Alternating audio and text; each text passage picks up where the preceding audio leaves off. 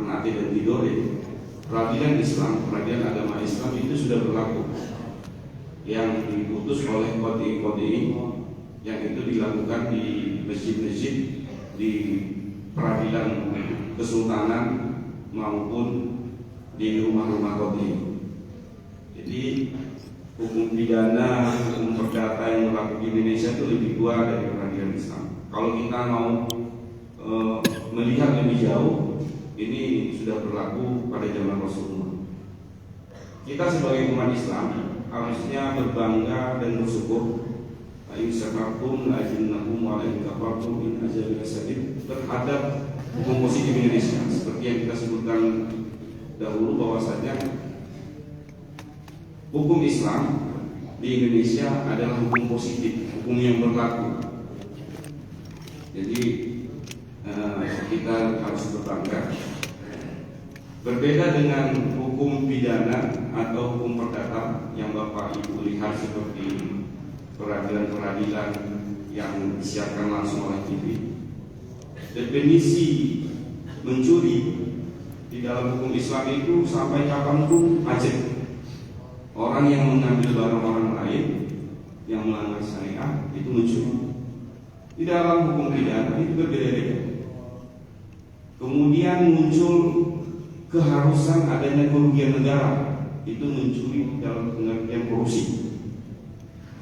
Dahulu di bawah tahun 1997 yang namanya ekstasi putar itu belum dilarang. Apakah sudah ada orang menikmati ekstasi? Sudah.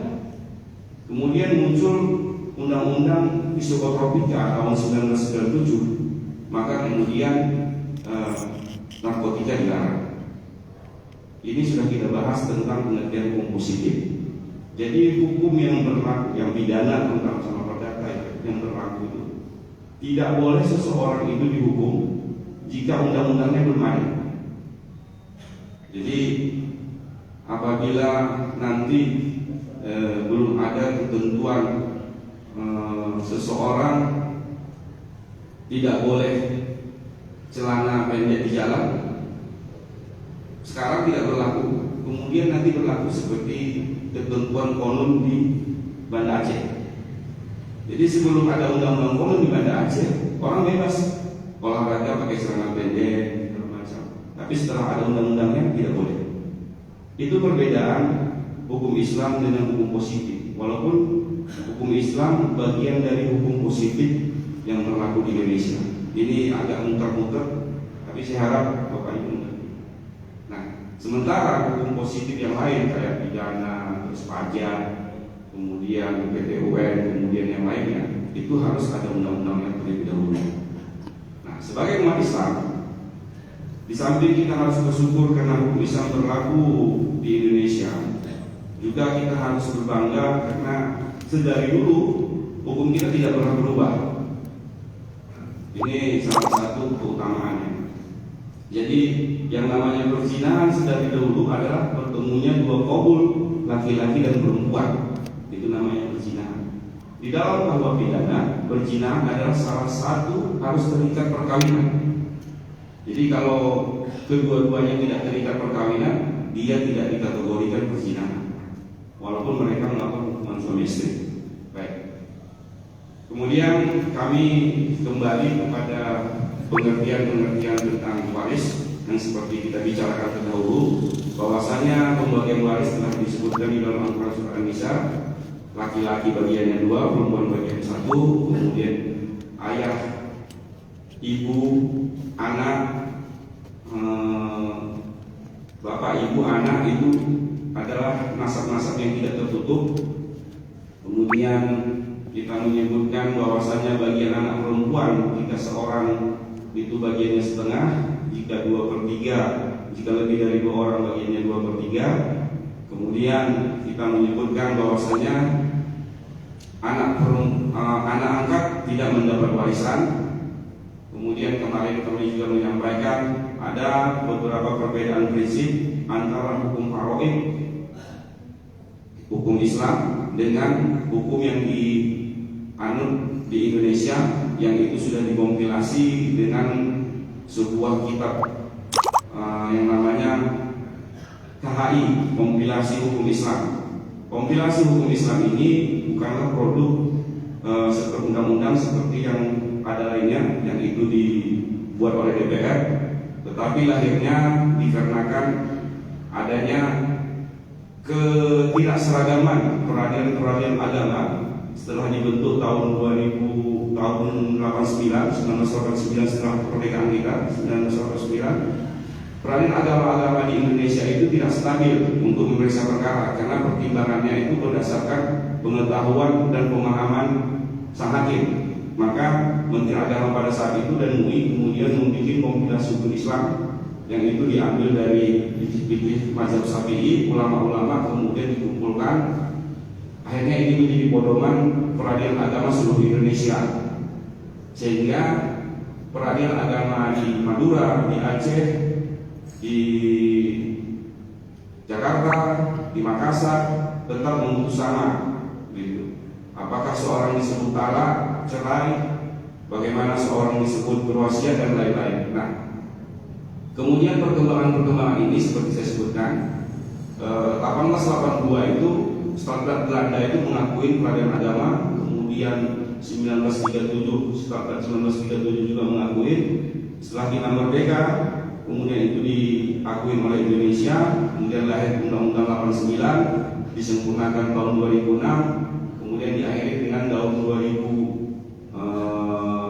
Itu memperluas wilayah hukum peradilan agama bukan hanya masalah cerai, masalah talak, masalah waris, tapi diperluas dengan peradilan syariah perbankan. Jadi kalau dulu orang-orang datang ke peradilan agama merasa malu karena pasti berbicara tentang perceraian. Seseorang meninggal dunia, kemudian ada harta peninggalan, setelah diselesaikan hutang dan wasiat, maka dia menjadi harta warisan. Tadi kita sebutkan. Kita sudah bicara masalah hutang, tapi kita belum bicara masalah wasiat.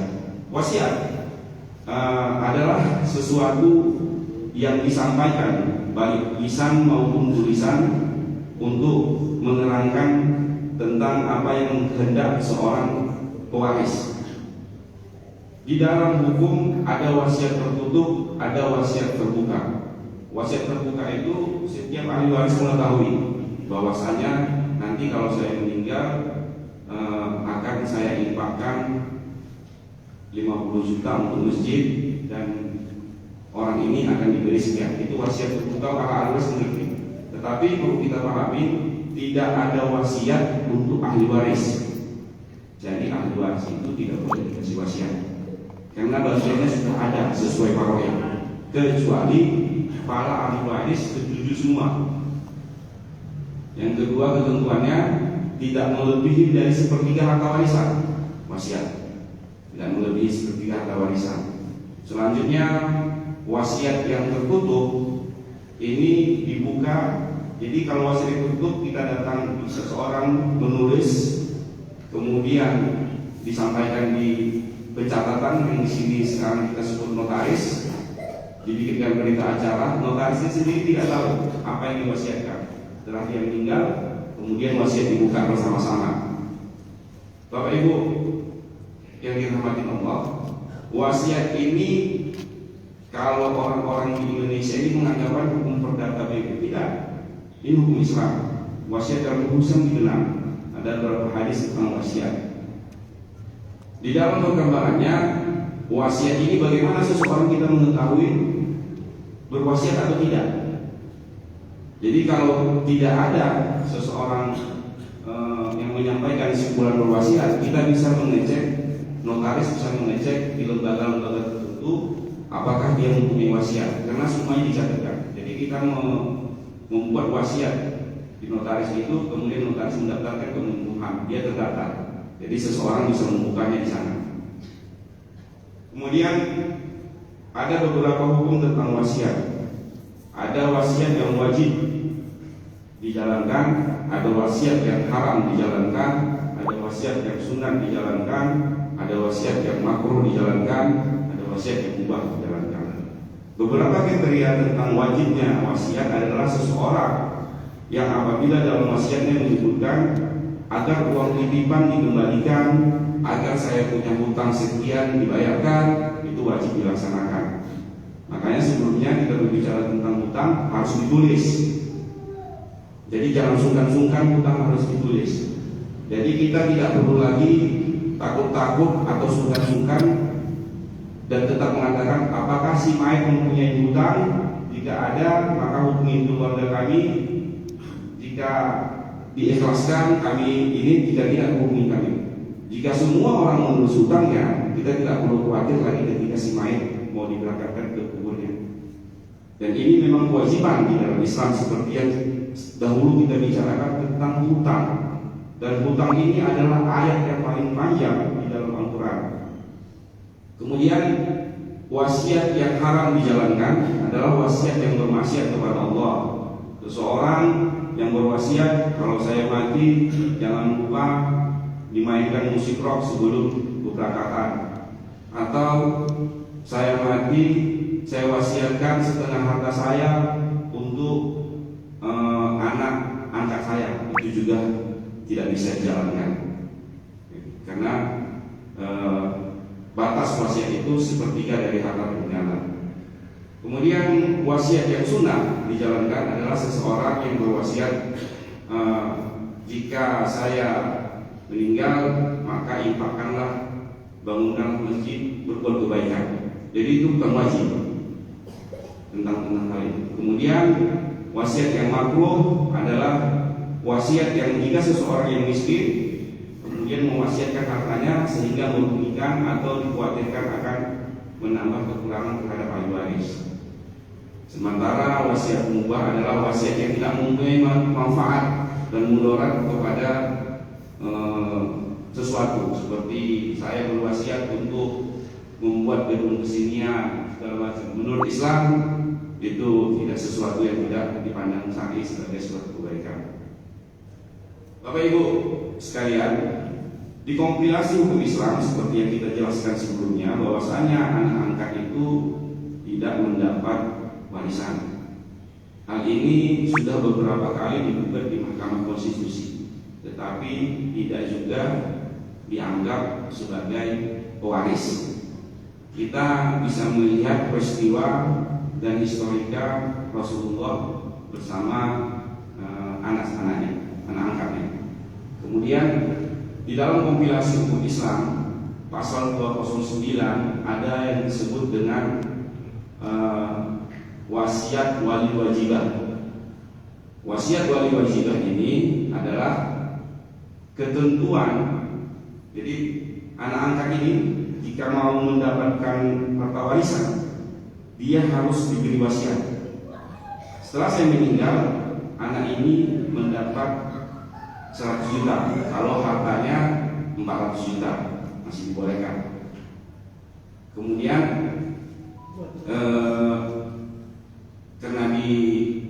karena peraturan kompilasi hukum Islam yang kita anggap, para ahli berpendapat dan sesuai dengan jurisprudensi atau yang dianut oleh pengadilan, jika seseorang tidak berwasiat tentang anak angkat, dia tetap dapat sepertiga dari harta warisan atau beberapanya itu jika memakai perangkat wasiat wali wajibah. Di pasal 209 itu disebutkan seseorang yang terhalang